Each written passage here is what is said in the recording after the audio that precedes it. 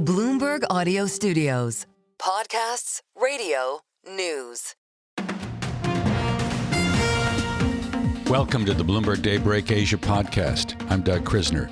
It's the Easter Monday holiday in the Asia Pacific, so we have markets in Australia and Hong Kong closed.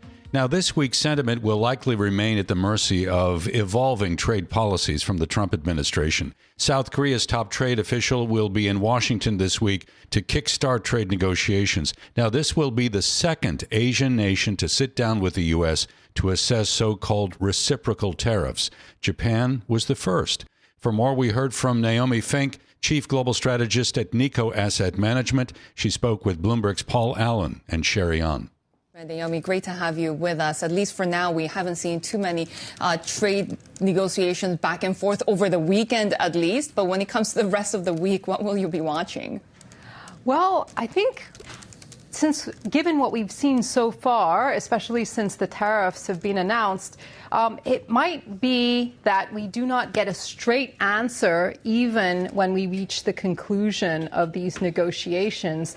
The negotiation, not only with Japan, but the negotiations may continue far longer than we're really expecting right now. Even if we do get an outcome, that outcome is probably liable to get renegotiated. We've seen a lot of changes, so I think right now what we can really only expect is that there are going to be several possible outcomes. One of those outcomes, I think, is probably at least more favorable in terms of risk assets than others, and may involve the U.S. not falling into a near-term recession. But at the same time, we cannot rule out that the possibility of near-term recession. And I would emphasize that the whole idea of tariffs is probably going to be hardest on the U.S. consumer. That's who it's going to be toughest for. And of course, that potential recession could also come with just disinflation, as the Fed has wanted to see, or even just stagflation, right? Because of continuing to prices rising because of the tariffs. What would the implications be for the markets depending on those two scenarios? Well, if we do see continued disinflation, then the Fed probably can be more comfortable with rate cuts. If we do see weaker growth and softer inflation, that's usually a typical environment in which a central bank would cut rates. But if we see weaker growth, but the inflation does not come lower, then they will be a bit hobbled by that high inflation, so we won't be able to see relief from monetary policy. That's just how central banks work. Where do you go for cover at a time like this? Because some of those traditional plays, the US dollar, we're seeing getting beaten up at the moment. US treasuries have been selling off. I mean, we've got gold at a record, but do you look to other bond markets elsewhere? Where are you finding safety? Well, I think it's probably hard to find certainty, even if you just put cash under the mattress, which is what has happened in Japan for decades and which is now finally reversing. I think it's going to be very hard to find one asset that's just the magic bullet. So probably the best idea is to diversify, which means that you're not going to be completely insulated from market moves. You don't want to have zero allocation to risk assets because they also do rise. They don't only fall. So probably what you want to do is find some areas that will at least insulate you against the worst of the declines. One of the things that we have been looking at is the potential for domestic demand in some of these surplus economies, especially in Asia, to a bit longer term come through. Because what do you do when one of your largest trade partners says, well, we don't really want to buy many of your products anymore? Well, you see what you can do internally. And then a lot of these countries do have huge built-up surpluses, so they can use it to stimulate domestic demand. There are other assets such as gold, which is remaining supported probably because of this lack of other risk havens. But I would see that as part of a diversified portfolio as well. But I wouldn't be too hasty to dump any asset. I would look to try and diversify well with some of these indicators that I mentioned just now. Yeah, when you see selling like we've seen, the conversation inevitably turns to dip buying. There's certainly some bargains to be had, but what's the risk here? Are we still in catch the falling knife territory, or is this a time to take a look at some purchases? Well, I think if we are long-term investors, then probably what we want to do is just calm down and maybe dollar cost average. So yeah, we'll be dip buying some of the time we won't be. But what we're looking for is long-term compounding. And if we do average at a rate where long-term we can still benefit from economic growth over many years, then we should be okay. What I would discourage is trading around these volatile markets, unless, of course, you are somebody who wants to benefit off of that. Long-term investors, though, I find typically aren't very successful at timing markets. So what you want to do is, yes, position, yes, diversify, but you don't really want to be timing a lot of these moves because you might lose some of that opportunity to long-term compound. Would you invest for the long term in China? Because we have seen that they're not as trade dependent as they used to be, some saying that they could actually come out okay on the other side of this trade war.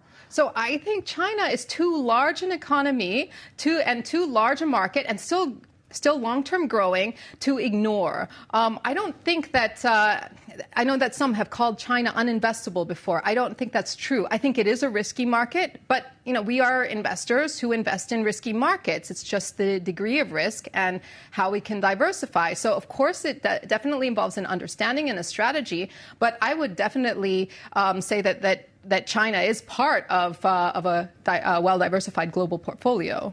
And we continue to see the weakness in the U.S. dollar, and on the other side of that trade, of course, the strength of the Japanese yen. Mizuho Securities now talking about 130s also being a level at this point by year end. What do you think? Well, we've certainly seen dollar-yen at that level before. But what we want, I think, if we are going to have some sort of ability to avoid U.S. recession, for example, is we want to have moves that are not sudden and not kind of a flight to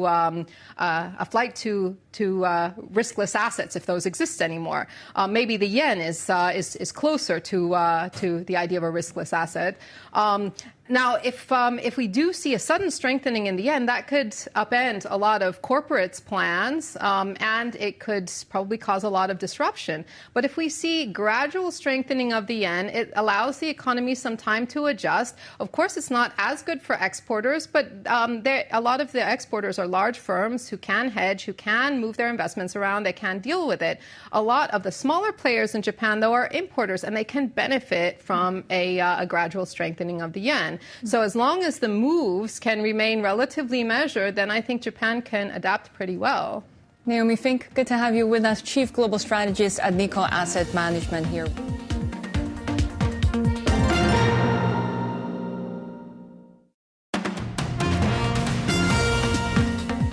Welcome back to the Daybreak Asia podcast. I'm Doug Krisner. In the States on Sunday, we heard from the head of the Chicago Fed, Austan Goolsbee, who warned against efforts to curtail the Fed's independence.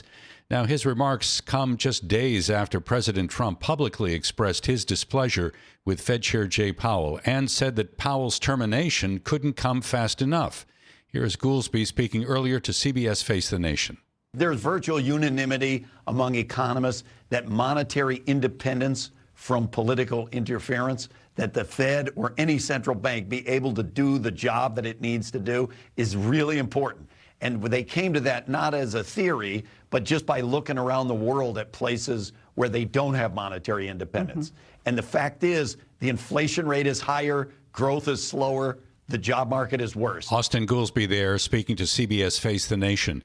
For more on this story, we heard from Alicia Garcia Herrero, Chief APAC Economist for Natixis, and she spoke to Bloomberg's Paul Allen in Sydney.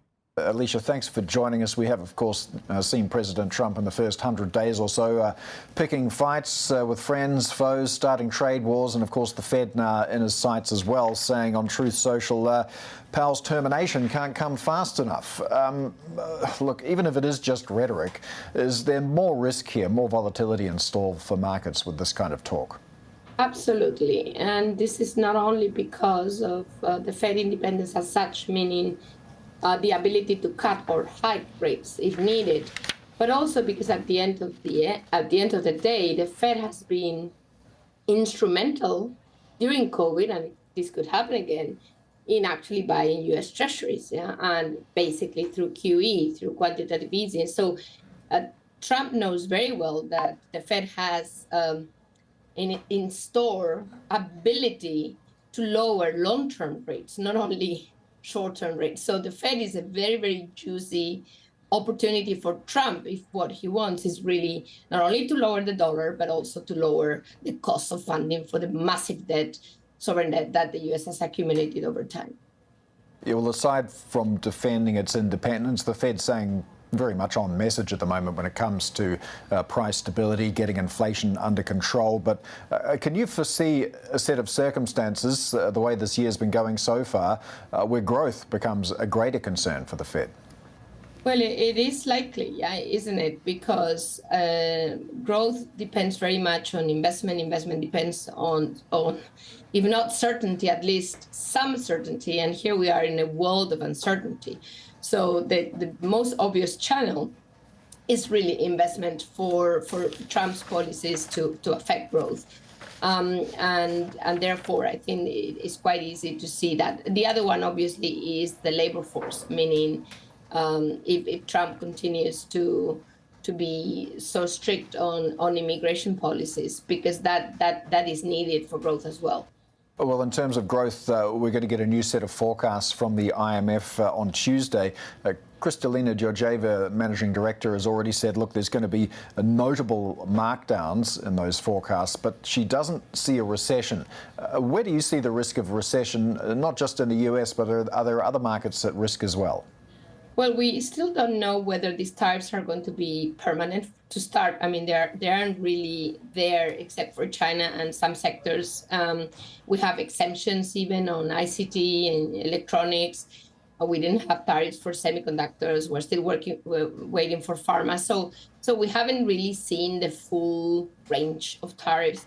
So in that regard, I think the world might escape recession if Trump realizes that these tariffs are very costly. In a way, ironically, if the markets, since we're Bloomberg, if the markets are wise enough to put a high cost on additional tariffs, which is what we've been seeing, especially during that terrible week of sell-off in the U.S. Treasury market, I think that is making it more expensive, if you want, for Trump to put the world into a recession. So I would say markets going down in a way would hopefully protect the world from these policies, thus avoid a recession, a global recession.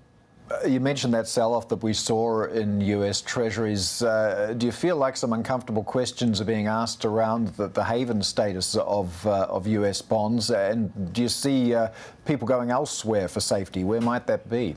Well, clearly so far the euro, that's what we've seen. And the reason is that Asian currencies are in a way reacting, with the exception of the yen, but more will be warranted from Besen, I'm sure. But generally, if you look at the reaction of the RMB then when the sell-off happened, and other Asian currencies, is all depreciation. So there's very few that are actually standing out, basically appreciating against a weakening dollar, and that was the euro big time. And I think there may be other currencies, that will fulfill that role. Maybe Swiss franc, maybe British pound, maybe not the Aussie, because the Aussie is kind of a proxy of RMB or China's currency. But other than that, I think you did have the euro as a big winner. I don't know whether that's a winning strategy for Europe. If you think, in fact, the ECB cut rates, although it was expected, but a very, very strong euro, which takes all of this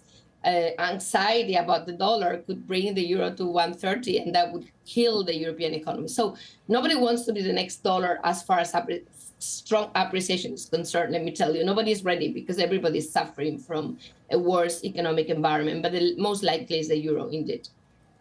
Yeah, and in terms of the tension between US and China on the trade front at the moment, we have seen China not really willing to come to the negotiating table. Instead, it's added another 7 rare earths to its export control list. Who do you see blinking first in this dispute? Which economy is best placed to withstand the most pain? Well, the U.S. is blinking first. You just have to listen to what Trump has to say about this. He's ready to negotiate, basically. And I think he went too far. He basically said that, he doesn't want to go further on retaliation with higher and higher tariffs. Tariffs have already closed the market, so it doesn't really matter whether you go further. But that is a signal of willingness to negotiate. And it's not so much because China will not suffer. I think China will suffer from this trade war. But it's mostly about the resilience about that suffering. I think Chinese citizens, if you want, especially households, but even corporations, let's focus on households. They are ready for this. They've been prepared that this has to happen, that they need to withstand the shock. Americans have not been prepared because they have been. Basically, the Trump administration is telling them that it's going to be wonderful. So that is why the U.S. is going to blink first, in my view. And do you feel that we might see some more stimulus coming from China, particularly support for consumers and households? Well, I think China knows that. Of course, China has some bullets, but it doesn't have all of the bullets that it used to have for many reasons. We all know that, too much debt. But even on the monetary policy side, which is what we're going to see today with the long prime rate, is that if they cut very quickly, the depreciation of the RMB will be faster. And I think that's not a very good negotiating tool that they kind of have, that they let the currency go. And also, it could prompt capital outflows. Not now, because the US is not attractive in terms of stock market and so on. But it could happen all of a sudden if data, gets worse for China. So I think they need to be careful with the bullets. They need to move them slowly and steadily. And I don't know whether today they will show that. Maybe they're in a position of strength so far because they had quite good data for the first quarter GDP. And people are looking at Trump like, you're blinking. So, maybe the confidence is still there and they don't need to cut now. They may spare it for later.